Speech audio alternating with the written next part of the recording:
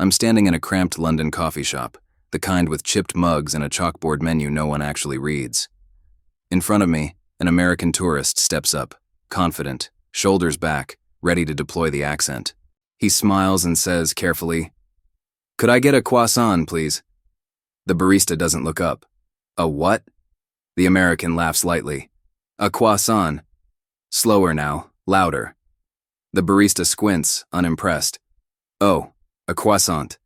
Flat, efficient, like naming a bus stop. "Yeah," the American says, nodding too hard. "That's what I said." No response. The barista is already reaching for the pastry. A pause stretches. The American tries again. "And a latte?" The barista exhales. "Milk coffee?" "Yes, latte." The cup slides across the counter. "Large latte," the barista calls, already turning away. No comment, no smile, no reaction to the voice that back home would have sparked a conversation. The American steps aside, blinking. You can see the recalculation happening. He didn't do anything wrong, but something didn't work. He looks around like the room missed a cue. That's the moment it lands. Britain isn't impressed. Britain isn't curious. Britain isn't annoyed either. It just doesn't care. Your accent won't charm anyone, won't soften the exchange, won't earn patience. It's just noise carrying a request. And once Americans realize that, the confidence doesn't vanish all at once. It fractures quietly.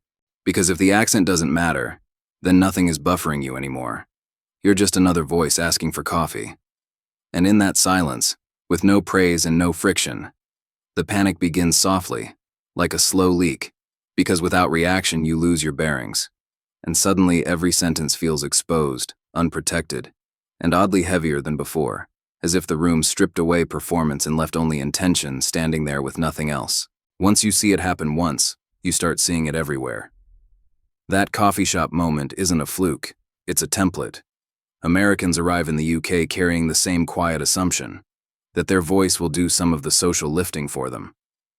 Not loudly, not obnoxiously, just enough to smooth the edges. And for the first few hours, nothing feels wrong. They check into hotels. "Hi, how are you?" they ask, smiling. "Rooms on the 3rd floor," the receptionist replies, already typing. "No, good. Thanks." No curiosity. The American hesitates, then answers the question that was never returned. "I'm good. Thanks."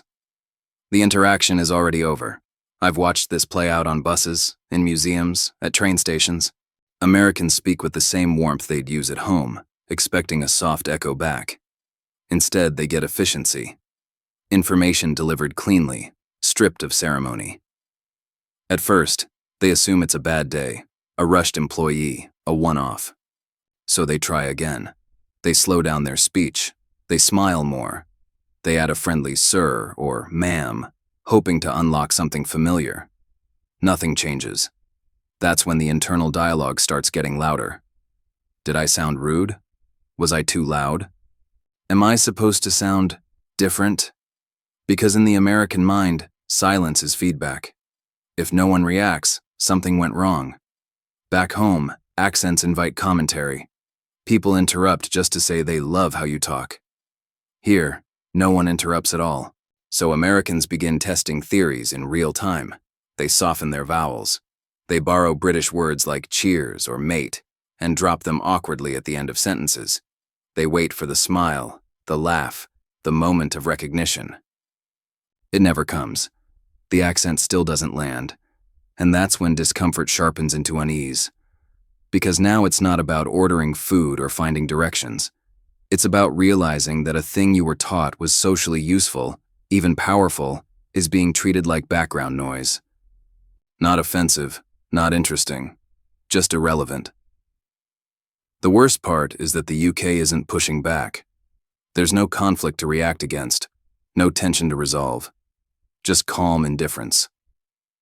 And for Americans, indifference is far more unsettling than criticism, because at least criticism means you were seen. Here, you weren't.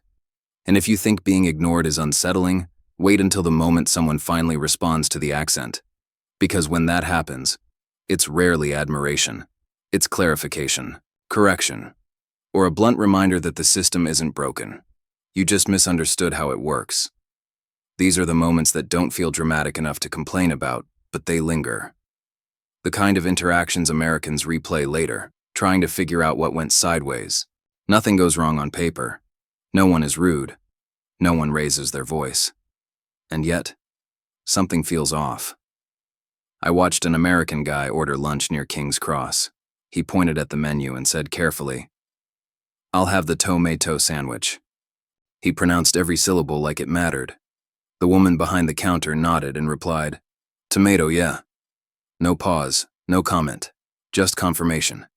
He smiled, then added, "And maybe some basil?" She looked up. "Basil?" He brightened. "Yes, exactly." She turned around and started making the sandwich. That was it. When he stepped aside, he leaned toward his friend and whispered, "I swear I said it right." His friend nodded, but didn't argue. The effort went unacknowledged, and that was the part that stung. Another time, I saw an American woman at a museum cafe lean into what she thought would be a fun moment. She smiled at the cashier and said, "Can you tell I'm American?" He glanced up. "Yeah." She waited. The silence stretched. Finally, she laughed and said, "People usually love my accent." He shrugged. "Right." Then he handed her the receipt and called the next person. She stepped away, looking deflated, not embarrassed, just puzzled, like she'd offered something and no one had taken it. Politeness causes its own problems. Outside a train station, an American stopped a British commuter and asked, "Hey, how are you doing?" The man kept walking. "Fine." The American stood there for a beat, mid-smile, then called after him, "Sorry, do you know where the tube entrance is?" The man turned, pointed, and said, "Over there," before continuing on. The American muttered, "Wow, tough crowd." But nothing about that exchange was hostile. It was simply efficient. Even apologies don't land the way Americans expect. In a quiet bookstore, an American couple started talking at normal volume. A staff member appeared and said gently, "Could you keep it down a bit?" They apologized immediately. "Sorry, we're American." The staff member nodded, and walked away. No joke, no reassurance. Just the rule, enforced calmly. Each of these moments is small, easy to dismiss. But together, they build a pattern. The realization that your voice, your tone, your effort to be friendly isn't changing the outcome. And once Americans notice that, they start wondering what else they've been misreading. This is where the shift happens. The earlier moments can be brushed off as quirks, but now Americans start actively adjusting their behavior, convinced there's a trick they're missing. The stories get longer, the misunderstandings sharper, and the emotional reaction changes from mild confusion to something closer to anxiety. I was on a walking tour when an American woman raised her hand and asked the guide, "Sorry, where's the nearest bathroom?" The guide didn't hesitate. "Toilet's just past the pub." She nodded, then frowned. "Right, but the bathroom?" The guide paused, then said evenly, "There won't be a bath in it." A few people laughed. The woman laughed too, a little too loudly. "Okay, toilet." 5 minutes later, she whispered to her friend, "Why won't they just say bathroom?" What she meant was, why won't they translate for me? Why won't they meet me halfway? But the system doesn't bend. It corrects and moves on. At a pub one evening, I watched an American guy step up to the bar and say, "Hi. Whenever you're ready, I was hoping to—" "What do you want?" The bartender cut in. "Oh, sorry. A beer? Which one?" He looked up at the taps, overwhelmed. "What do you recommend?" The bartender sighed. "Just say lager." "Okay, lager. Large or small?" "Large." The drink appeared instantly. Transaction over. He walked back to his table and whispered, "Did I mess that up?" He didn't. He just tried to narrate an interaction that didn't want a narrator. Then there's the moment Americans don't expect at all, when their accent finally does get noticed, and not in the way they hoped. An American ordered water at a cafe. Can I get some water? The server squinted. A what? Water. She smiled and repeated it back in an exaggerated drawl. Water. The table laughed. The American laughed too, but half a second late. Yeah, that's what I'm saying. She shook her head. No, you're not. You're scared of the tea. It wasn't mean. It wasn't aggressive. But it landed hard. Because now the accent wasn't invisible anymore. It was being examined, improved, corrected. Another American I met at work tried to turn the situation into a strength. People back home say my accent sounds really cute, she said to a British colleague, smiling. He nodded. Yeah, we hear it a lot. She waited for the compliment to continue. It didn't. You lot are on every show, he added, already turning back to his screen. That was it. No novelty, no mystique, just saturation. Later she admitted, I thought I'd stand out more. There was genuine disappointment in her voice, like she'd packed something special and found out everyone else had brought the same thing. By this stage, Americans stop assuming the problem is bad luck. They start assuming it's personal. They replay conversations. They tweak pronunciation. They experiment with British slang, dropping a hesitant cheers at the end of sentences like a test balloon. Nothing changes. The response stays neutral, efficient, unmoved. And that's when it really starts to bother them. Not because anyone is being unkind, but because there's nothing to push against. No visible resistance. Just a calm refusal to engage with the performance. The accent isn't a bridge. It isn't a barrier either. It's just information passing through the room. That realization is deeply unsettling. Because if your voice doesn't soften interactions, doesn't buy patience, doesn't earn curiosity, then you're left exposed. No charm buffer, no cultural shortcut, just words doing all the work. And once Americans reach that point, the question quietly forms in the back of their mind. If my accent doesn't matter here, what does? At this point, it becomes tempting to reduce everything to stereotypes, to say Brits are cold or Americans are loud, but that explanation collapses under scrutiny. The pattern is too consistent, too emotionally specific, to be about individual personalities.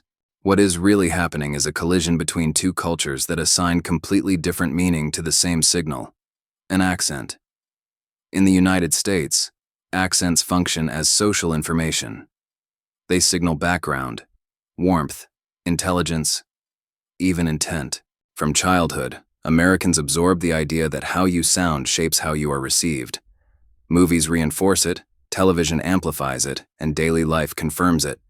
People comment on voices. They ask where you are from. They interrupt conversations just to say they like the way you talk. Over time, Americans learn that their voice is not neutral. It does work for them. Because of that conditioning, silence becomes meaningful.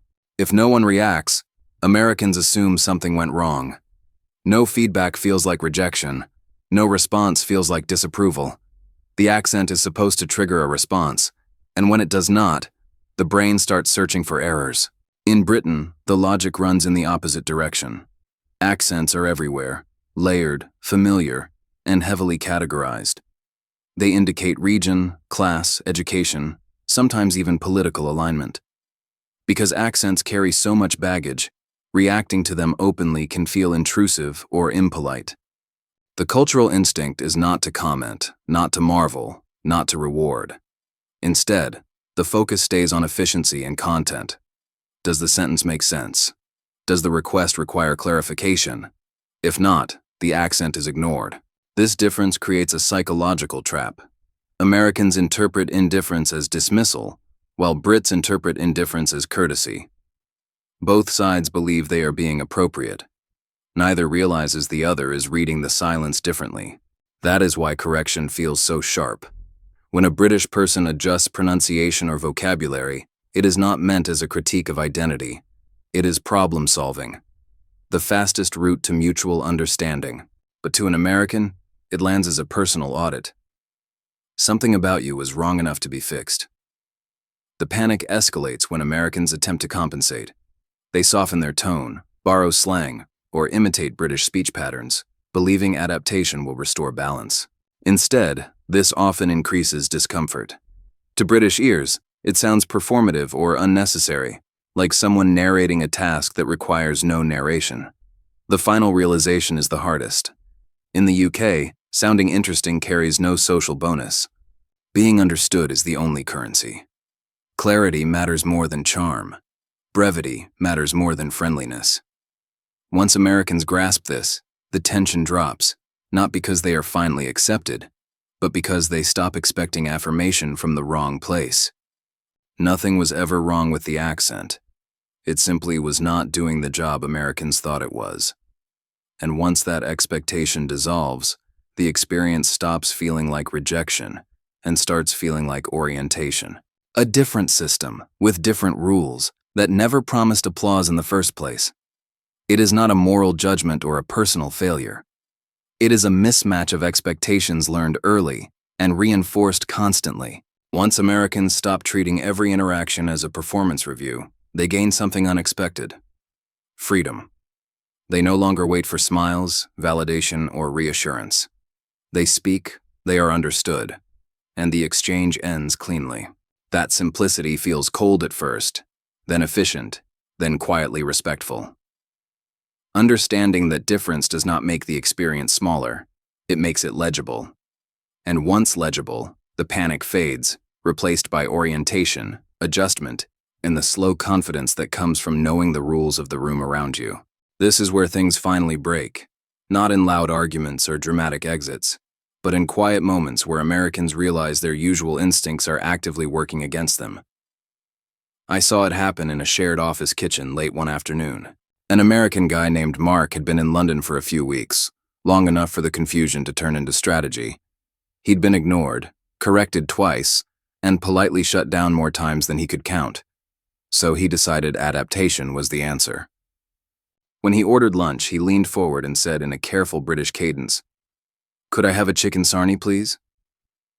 The cashier froze, looked up, and asked calmly, "Where are you actually from?" The silence after that question felt heavy. Mark laughed, tried to explain himself, and only made it worse. "Just talk normally," the cashier said, not unkindly. Mark paid, walked out, and later told me the walk back felt longer than the flight over. That was the moment he realized imitation didn't make him invisible. It made him visible in the wrong way. Another peak moment unfolded on a train platform. An American woman asked, "Is this the train to Edinburgh?" The attendant corrected her instantly. "Edinburgh." She nodded and tried again. "Edinburgh." A couple nearby turned to watch. The attendant corrected her once more, slower this time, then waved her toward the train without another word. She got on, cheeks burning. Later, she said the worst part wasn't being wrong. It was being corrected publicly without any cushioning. No reassurance, no soft landing. Just accuracy and motion. Then there's the moment of public self-awareness. An American orders water at a cafe. "Can I get some water?" The server repeats it back, exaggerating the sound, and explains exactly what's wrong with the pronunciation. People laugh. The American laughs too, but late. Now the accent isn't ignored, it's being analyzed, improved, fixed, and that feels worse than indifference. The final peak doesn't look like a failure at all. It looks like surrender. Weeks into living in the UK, an American orders coffee and says plainly, "Large latte, please." No charm, no apology, no performance. The barista nods, hands over the drink, and moves on. Later, the American says it felt like relief, like the room finally stopped noticing him. That's when the lesson lands. In the UK, the goal isn't to be interesting, it's to be understood. Once Americans stop trying to earn a reaction, everything suddenly works. By the time Americans reach this stage, the pattern is undeniable. Confidence gives way to confusion. Confusion hardens into panic, and panic finally settles into something quieter. Acceptance. Not the triumphant kind, but the practical kind that comes from realizing the rules are different here and always were. The mistake was never arrogance. It was assumption. Americans are raised in a culture where voices are commented on, rewarded, and read emotionally. Sounding friendly often matters as much as being clear. Accents feel like social leverage, a small advantage you carry into every interaction. When that leverage disappears, it feels personal, even when it isn't. In the UK, nothing dramatic is happening. No one is offended, no one is impressed. The system simply doesn't respond to performance.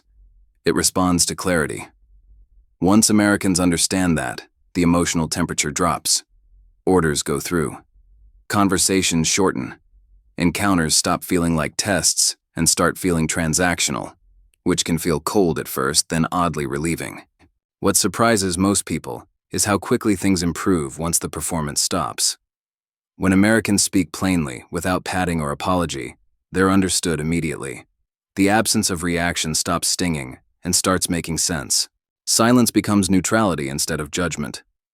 This doesn't mean Americans lose their identity. It means they stop outsourcing it to their accent. They learn to stand on timing, on content, on restraint, skills that were never emphasized because the voice usually did the work. The real takeaway isn't that Britain dislikes American accents. It's that Britain doesn't need them. And once Americans stop needing them too, something clicks. Interactions become lighter. Not warmer necessarily, but cleaner. You say the thing. It's heard. You move on.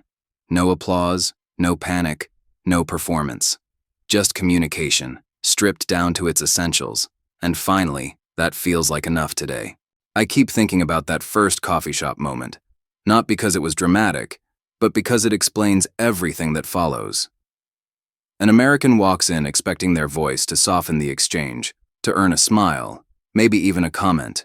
Instead, it passes through the room without leaving a mark. Nothing goes wrong. Nothing goes right either. And that silence is the shock. If you've ever traveled and felt oddly invisible, this is probably why. You didn't lose your charm. You didn't suddenly become awkward. You just entered a place where charm isn't the currency and accents aren't treated like personality traits. They're just sound carrying information from one person to another. Once you see that, the panic makes sense. So does the relief that comes later. Because when you stop waiting for validation that was never promised, everything gets simpler. You order the thing. You get the thing. You leave. No performance required. If you've had a moment like this, you're not alone. Most Americans who spend time in the UK go through it, whether they talk about it or not. Share your story if it sounds familiar. Someone else will recognize themselves in it immediately.